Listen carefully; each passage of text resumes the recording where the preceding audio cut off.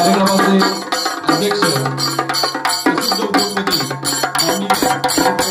वृद्धाश्रमाची जी building पूर्ण झाली त्याच्यामध्ये घोडावत साहेबांचं फार मोठं योगदान आहे। ज्या बिल्डिंग साठी लागणारं जो संपूर्ण स्टील आहे ते घोडावत साहेबांच्या माध्यमातून या बिल्डिंगला मिळालेलं आहे। खूप मोठं आज आई वृद्धाश्रमाची बिल्डिंग साहेबांच्या माध्यमातून तयार झाली आहे।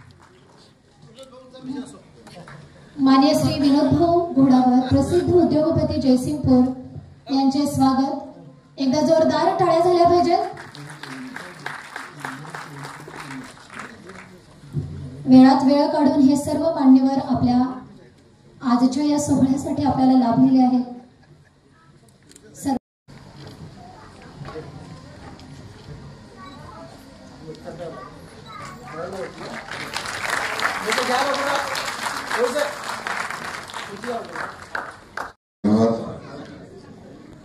उपस्थित बंधू भगिनी,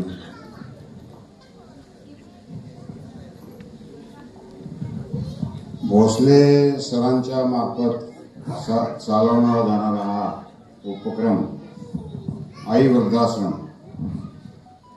याचा मी गेले चालू झाल्यापासून साक्षीदार आहे।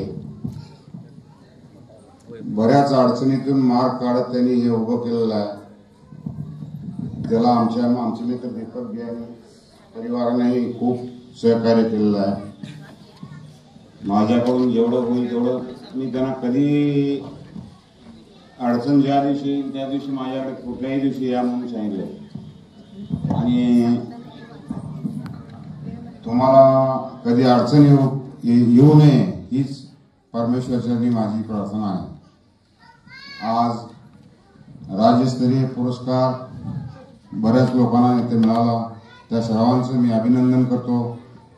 दगडू माने साहेब यांना सुद्धा आज पुरस्काराने ते सन्मानित झाले आहेत, त्यांचंही मी अभिनंदन करतो। आणि या वृद्धाश्रमाची पहिला तर वृद्धाश्रमामध्ये जाऊ लागू नये ही माझी इच्छा, कारण ते तिथं जाणं हे ज्याच्या नशिबी आहे ती मुलं नव्हेत।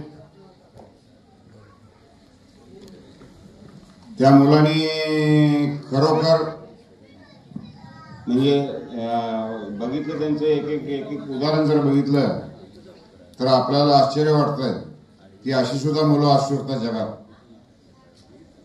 मगाशी ॲडव्होकेट पवारांनी जी कविता म्हटली खरोखर सुंदर कविता मला खूप आवडली। ते त्यांना सांगितलं की आई वडील आले माझ्या वाट्याला आणि पवार मॅडम हे हा माझ्या जीवनात घडलेला प्रसंग आहे। मला तुमची कविता खूप आवडली, तुमचं अभिनंदन केलं आणि त्याचं फळ मला काय मिळालं हे सुद्धा मी बघितलेलं आहे। या दोन्ही गोष्टीचा मी साक्षीदार आहे।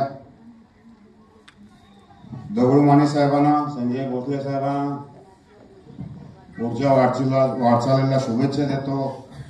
आपण सर्वजण इथं आलात, मला या कार्यक्रमाला अध्यक्षपद दिला, 2 शब्द बोलण्यास संधी दिली, त्याबद्दल आपल्या सर्वांना धन्यवाद देतो आणि माझे 2 शब्द संपवतो। जय हिंद, जय महाराष्ट्र।